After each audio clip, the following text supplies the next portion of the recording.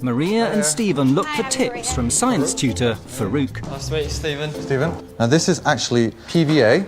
When I add this chemical, it will start to change. That's very cool.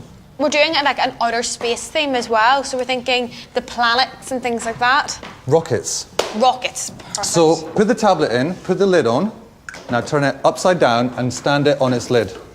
Okay, and then you wait. It's just a matter of just waiting for your one, and there you go. But in that fact, is really good.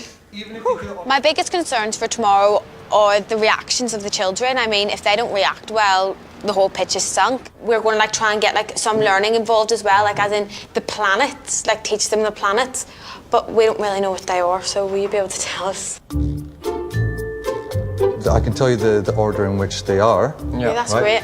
And it would be Mercury. Mercury. Mercury. Venus. Venus, of course. Earth. Surprising we didn't know Earth. We never listed Earth as a planet.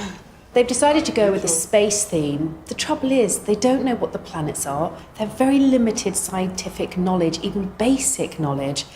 I'm afraid it's not going to go very well at all when it comes to talking to the kids and educating them. They're not educated in the matters themselves.